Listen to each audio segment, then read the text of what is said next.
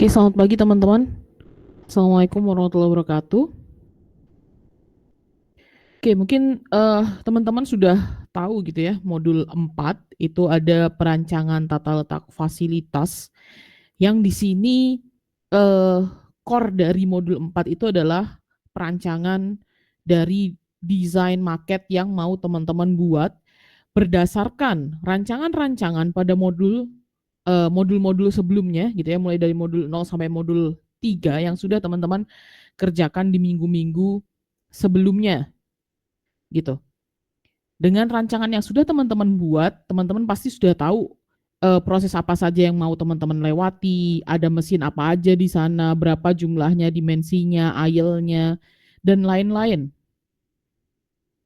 Nah, dari itu semua, teman-teman bisa petakan berdasarkan hubungan gitu ya antar mesin departemen supaya teman-teman tahu apa, tahu flow yang mana yang harus didekatkan dan mana yang tidak perlu didekatkan dan juga batasan-batasan sejauh apa dia boleh diletakkan atau sedekat apa dia boleh diletakkan berdasarkan beberapa standar yang sudah ada atau yang sudah diajarkan pada pertemuan perancangan tata letak fasilitas. Kayak misalnya, oh saya punya satu karyawan dia disabilitas, maka bagaimana? Oh, saya punya 20 karyawan dengan kondisi ternyata di situ ada yang misalnya disabilitasnya bukan dari secara fisik tapi dia misalnya rabun atau buta gitu ya. Maka harus bagaimana? Di sini teman-teman bisa mulai menetapkan hubungan berdasarkan alasan-alasan yang bisa teman-teman berikan argumennya gitu. Saya yakin untuk ARC, SRD gitu ya. ARD ini teman-teman sudah pernah belajar di perkuliahan-perkuliahan yang sebelumnya. Mana yang harus didekatkan, mutlak perlu didekatkan, sangat penting untuk didekatkan sampai tidak dikehendaki untuk berdekatan. Karena apa biasanya yang tidak dikehendaki untuk berdekatan? Misalnya, oh mesin yang panasnya tinggi dengan komponen permesinan yang tidak boleh terkena suhu panas. Itu pasti tidak dikehendaki berdekatan. Tapi ada kemungkinan nggak dia itu fase selanjutnya? Masih ada kemungkinan gitu ya. Jadi misalnya proses satu adalah proses pengecoran, proses kedua adalah proses pembentukan yang lainnya, dan misalnya pembentukannya pakai cold machining, maka walaupun dia proses satu, proses dua, tapi dia tidak bisa diletakkan secara bersebelahan atau berdekatan gitu ya. Ada jarak minimal yang diizinkan untuk dua proses yang memiliki perlakuan temperatur yang berbeda gitu. Nah, yang terakhir berdasarkan eh, hubungan-hubungan gitu ya, alur yang sudah teman-teman rancang, teman-teman harus bikin visual. Ini bukan yang terakhir sih, dua terakhir gitu ya. Visualisasi layout 3D-nya berdasarkan ARC, ARD, SRD yang sudah teman-teman buat. Di mana di dalam pembuatan maket gitu ya, di dalam pembuatan maket yang perlu teman-teman perhatikan yang banyak salah. Itu pertama, gunakan skala dan dimensi. Takutnya apa? Takutnya teman-teman misalnya nempelnya miring dan lain-lain. Itu kesalahan yang paling sering terjadi. Dan gunakan eh, ukuran-ukuran yang misalnya memudahkan teman-teman untuk bisa merancang market tersebut. Misalnya contohnya 1:100 itu kan gampang banget gitu. Yang berarti adalah 1 senti di market mewakili 100 cm di dunia nyata misalnya kayak gitu. Atau 1:200. Jangan pakai 1:98, itu nyusahin teman-teman sendiri. Atau 1:95 gitu, itu nyusahin teman-teman. Mending 1:100, 1:50, 1:200 itu masih oke gitu ya. Untuk memudahkan teman-teman dalam perancangan market gitu. Karena tanpa skala itu proporsinya itu bisa jadi menyesatkan gitu ya. Dan market ini kan sebagai acuan teknis nih. Kalau misalnya ternyata marketnya nggak benar, berarti nanti eksekusinya bakal nggak benar gitu. Terus yang kedua, teman-teman kan sudah ngerancang tuh mesin apa, perlu berapa banyak. siapa aja yang melakukan, maka teman-teman bisa zonasi, menetapkan ada berapa zona sih di tata letak yang harus teman-teman rancang. Misalnya, oh saya ada area produksi, ada gudang bahan baku, misalnya ada gudang produk jadi, ada loading dock, misalnya ada kantor, ada area istirahat, ada area kebutuhan personal atau personal needs gitu ya. Maka teman-teman di situ harus kelompokkan, oh saya butuh sekian kondisi area. Mana area yang menjadi satu tempat dan ada beberapa area yang mungkin akan dipecah di beberapa tempat. Contohnya apa? Area-area personal need gitu ya, atau personal need gitu. Itu pasti akan berpencar, nggak mungkin toilet berada di hanya satu titik gitu. Sehingga teman-teman butuh pertimbangan ya. Kalau teman-teman mau pakai, saya pakai ada aja, oh ya boleh gitu. Saya punya sekian karyawan, saya butuh sekian parkiran, saya butuh uh, sekian toilet, saya letakkan di mana aja gitu. Teman-teman bisa menentukan itu semua berdasarkan apa? Itu berdasarkan aliran proses yang mau teman-teman buat. Tujuannya ya pastinya memastikan alur proses produksinya atau alur proses materialnya itu bisa mengalir dengan sesuai rancangan yang teman-teman buat. Gitu. Nanti alurnya bisa digambarkan dengan apa? Kalau kita ngomong market untuk perusahaan, biasanya alur digambarkan dengan tanda panah atau pewarnaan. Tergantung teman-teman mau pakai yang mana. Gitu. Dan jika tidak ada gitu ya catatannya. Dan jika tidak ada masalah khusus gitu, jangan atau hindari alur yang berputar-putar atau tumpang tindih atau mungkin backtracking gitu ya. Mungkin oh di sini ada perbedaan temperatur nih, maka satu dibuat berjauhan, habis gitu dia berputar. Ya itu masih oke. Tapi kalau misalnya tidak ada alasan khusus, tidak ada kondisi khusus, hindari alur yang berputar, tumpang tindih atau kembali ke titik awal atau backtracking kalau kita bilang. Gitu. Jadi kalau misalnya teman-teman ada, misalnya teman-teman punya 5 alur gitu, misalnya gudang bahan baku, area produksi, pemeriksaan kualitas gitu ya, gudang produk jadi, pengiriman, maka ya udah dari gudang bahan bakunya di mana ke area produksi, ke pemeriksaan kualitas, ke gudang produk jadi, terus ke pengiriman dengan satu route tidak backtracking gitu. Gimana kalau saya pakai U-shape untuk strategi proses produksinya? Nggak apa-apa. U-shape itu kan dia tidak kembali ke titik nol, tapi ke titik satunya, titik sebelahnya gitu. Walaupun mungkin berada di tampak depan yang sama. Teman-teman mau pakai I-shape, mau pakai U-shape, mau pakai S-shape, mau double U-shape, nggak ada masalah. Gitu ya. Gitu. Kenapa jangan ada backtracking gitu. Kenapa jangan muter-muter? Itu soalnya nanti mempengaruhi waktu produksi yang teman-teman jalankan. Karena kan kalau di setiap kegiatan itu pasti akan ada 17 elemen gerakan yang muncul dan di situ pasti ada gerakan-gerakan yang tidak bernilai tambah sehingga dengan teman-teman tidak membuat arus lalu lintasnya itu bolak-balik gitu ya, maka teman-teman bisa mengefisiensi waktu, biaya maupun potensi-potensi kecelakaan yang terjadi. Terus untuk mesin dan peralatan gitu ya. Jangan lupa mesin dan peralatan perhatikan. Setiap mesin, setiap peralatan harus ditempatkan sesuai dengan spesifikasi dari mesin yang teman-teman pilih. Terus perhatikan juga ruang gerak operatornya, jarak antar mesinnya, dan akses untuk pemeliharaannya. Gitu. Teman-teman mau simboling boleh, misalnya oh mesin saya pakai kubus-kubus bentuknya kotak-kotak, nggak masalah. Yang penting skalanya betul, misalnya oh saya cuma ngambil panjang lebar tinggi aja gitu. Terus di skala 1:200 misalnya gitu untuk mesin-mesinnya semuanya gitu ya.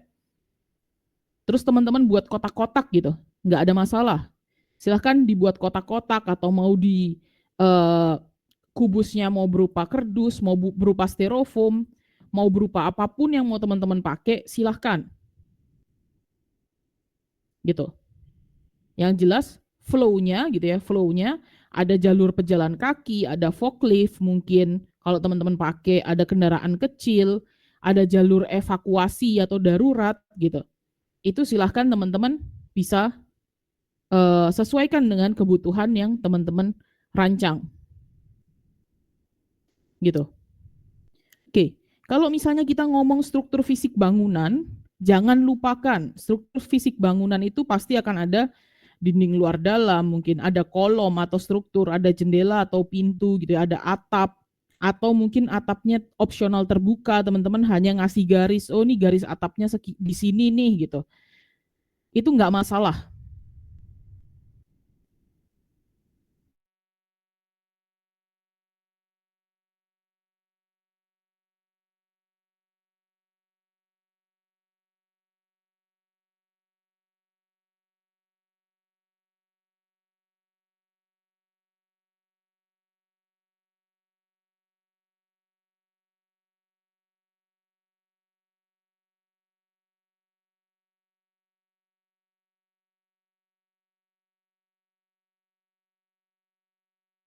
Ada mesin, ada misalnya rak atau ada kursi, mungkin ada apapun gitu ya, produk apapun di dalam market gitu ya. Jangan lupa legendanya, mungkin simbolnya itu harus dilampirkan. Kalau misalnya nggak ada legenda, nggak ada simbol, gimana kita bisa tahu itu ruangan apa untuk apa, itu mesin apa untuk apa, gitu ya. Sertakan legenda dan simbol-simbolnya, gitu.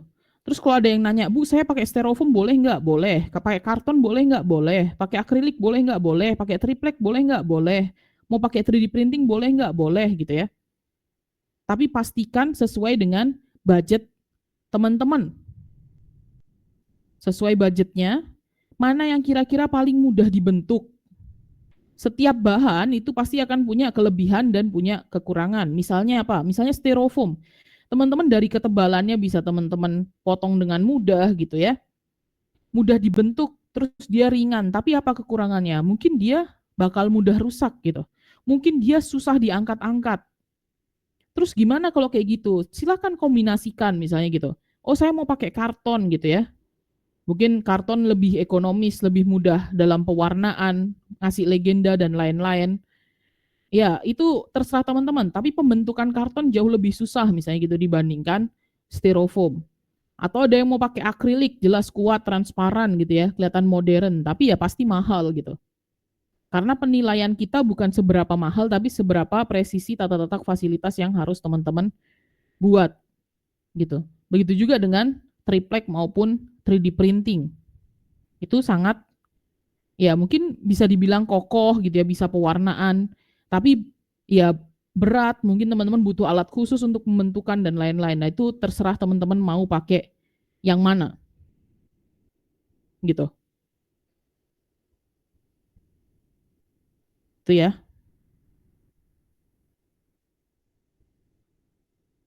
Sampai sini dulu ada pertanyaan? Oke, silahkan Cindy. Oke, baik Bu. Terima kasih atas kesempatannya. Izin bertanya buat terkait di 4.3 itu tadi, berarti untuk layout 2D-nya itu masuk di subbab tersebut ya Bu ya? 2D. Di sini nggak ada 2D, Oh, Cindy. berarti nanti langsung di 3 dimensinya aja ya Bu gambarnya yang dilampirin? Iya. Cuman kalau misalnya teman-teman, ya ini salah satu hacks gitu ya. Kalau teman-teman mau mudah dalam membuat layout 3 dimensi, silahkan buat 2D-nya dulu, habis gitu teman-teman print, habis gitu teman-teman tinggal ngelem gitu ya, ngelem apa yang butuh ditaruh di market tersebut. Jadi pasti presisi gitu. Itu kelebihan kalau teman-teman mau buat di 2D dulu, baru buat di 3 dimensi. Jadi udah tahu bentuknya kayak gimana, udah tahu marketnya bentuknya kayak apa, mana yang ketebalannya berapa, mana yang ketebalannya cuma berapa, panjangnya berapa, itu sudah bisa teman-teman langsung lihat berdasarkan 2D yang teman-teman bikin. Kalau mau teman-teman bikin. Tapi kalau di sini tidak diminta 2D-nya, langsung diminta 3D-nya aja. Sorry, ini di sini masih 2D ya, nih nanti saya ganti deh. Ini yang ini layout 3D ya. Karena di sini langsung visualisasi 3D.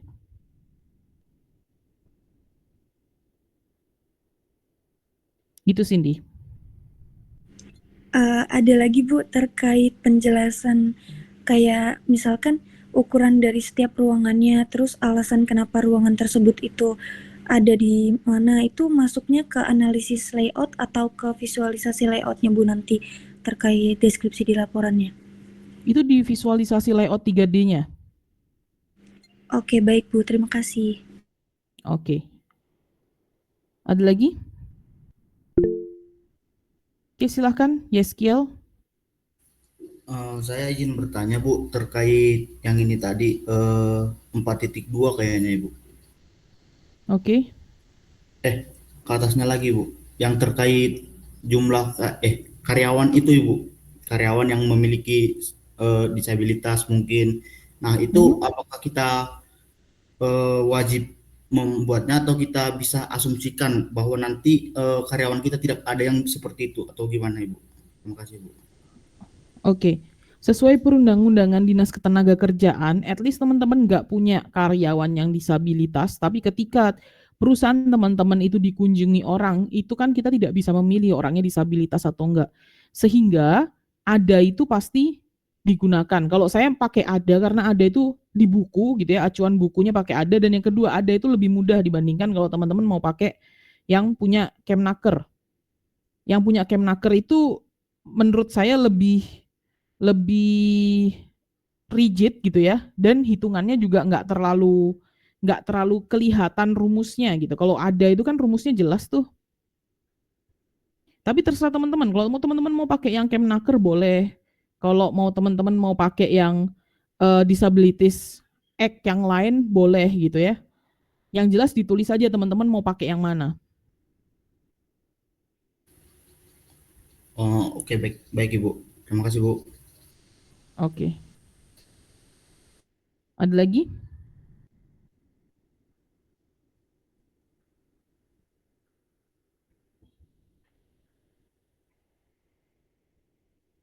Oke, cukup ya untuk market. Sampai yang di akhir teman-teman diminta rekapitulasi biaya-biaya proses produksi. Gitu ya. Jadi teman-teman sudah tahu apa yang mau sudah teman-teman buat, lalu teman-teman bisa mengidentifikasi biaya-biaya apa saja yang muncul dari setiap proses bisnis yang mau teman-teman yang sudah teman-teman rancang. Mulai dari manage proses, core proses sampai dengan support proses. Gitu. Di situ pasti akan ada biaya, gitu ya, biaya resource, dan teman-teman bisa mengelompokkan menjadi fixed cost maupun variable cost. Oke? Nah, biaya-biaya yang sudah teman-teman gunakan, gitu ya, biaya-biaya yang sudah teman-teman gunakan, itu dapat teman-teman gunakan untuk perancangan atau mengidentifikasi hasil rancangan teman-teman, apakah rancangan teman-teman itu layak untuk diimplementasikan atau enggak. Berdasarkan apa? Ya, kalau perusahaan itu tujuannya adalah keuntungan yang sebesar-besarnya, maka apakah masih balik modal ketika teman-teman mengimplementasikan perusahaan rancangan yang teman-teman buat berdasarkan net present value, internal rate of return, payback period, dan return on investment. Gitu. Oke.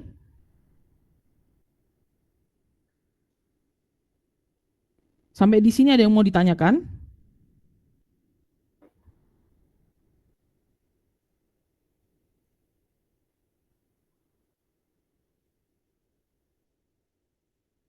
Oke. Terus dapat pengumuman dari kalender akademik gitu ya, bahwasannya perkuliahan terakhir itu diperbolehkan sampai dengan tanggal 28 Mei 2025 atau UAS terakhir gitu ada di 28 Mei 2025 gitu ya. Sehingga yang biasanya teman-teman harusnya mengumpulkan modul 4 itu dan prototypingnya di tanggal 27 gitu ya. Prototyping marketnya di tanggal 27 atau di hari Selasa ya. Maka kita undur ke tanggal 28 gitu ya, at least itu hari terakhir perkuliahan di tanggal 28. Silahkan dikumpulkan overall modul gitu ya, dari modul 1 sampai dengan dari modul 0 sampai dengan modul 4 beserta dengan marketnya. Untuk untuk modul keseluruhan bisa diupload di Google Classroom, dan untuk maket bisa dibawa ke lab sistem manufaktur. Waktu maksimal pengumpulan tetap gitu ya, ada di jam 12:34, dan itu posisinya adalah siang hari. Oke. Jadi teman-teman bisa ngumpulkan di tanggal 28 maksimal. Kalau misalnya mau ngumpulin tanggal 27 boleh nggak? Boleh gitu ya. Maksimal tanggal 28, jamnya 12:34.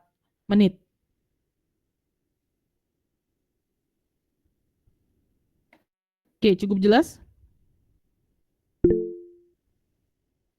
Oke, silakan. Izin Ibu, untuk terkait modul 4-nya sendiri itu tetap di hari Selasa ya Ibu? Enggak, di hari Rabu. Jadi, Kita kasih extend sampai baik, tanggal 28. baik Bu, terima kasih. Oke, silakan Jeremia. Izin bertanya Bu, untuk market berarti tidak ada revisi nanti ya Bu ya? Enggak ada revisi. Jadi karena minggu perkuliahannya memang dari pusat ITERA-nya kan dipotong karena kemarin kepotong Ramadan dan lain sebagainya. Sehingga tidak ada revisi dan hanya dilakukan perpanjangan waktu, dan itu pun hanya sampai dengan tanggal 28 karena kemarin kita sudah koordinasi dan kita sudah sempat nanya kapan terakhir mahasiswa bisa UAS gitu. Dan dijawabnya maksimal selambat-lambatnya tanggal 28 gitu. Kecuali UAS-nya adalah berupa presentasi. Kalau presentasi masih bisa di luar itu, tapi kalau bukan presentasi itu maksimal di tanggal 28. Ya, oleh karena itu kita milih tanggal 28 di jam 12:34 gitu ya. Atau mundur 1 hari, dan untuk briefingnya kita majukan ke hari ini supaya teman-teman bisa mengantisipasi. Teman-teman bisa mengerjakan outputannya lebih baik gitu, harapan kami. Oke, cukup jelas? Masih mau nanya lagi Bu, Oke. untuk modul keseluruhan itu boleh yang sudah direvisi atau modul yang kemarin dikumpulkan Bu? Ya, kalau misalnya udah ada revisi, berarti kumpulkan dulu modul 4-nya, nanti saya kasih link berikutnya, modul revisi keseluruhan gitu ya. Oke, terima kasih Bu. Oke. Ada lagi?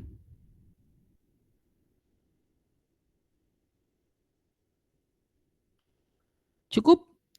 Oke, good luck buat teman-teman gitu ya. Terima kasih buat perkuliahan 1 semester ini. Hopefully ya teman-teman bisa bekerja dengan baik gitu ya, mengejar puing-puing nilai di tugas besar ini gitu. Mungkin saya mohon maaf kalau ada salah-salah kata gitu maupun perbuatan yang saya lakukan di 1 semester ini, kurang lebihnya ya mohon maaf gitu. Mungkin saya tutup pertemuan kita. Selamat pagi. Assalamualaikum warahmatullahi wabarakatuh. Waalaikumsalam. Waalaikumsalam warahmatullahi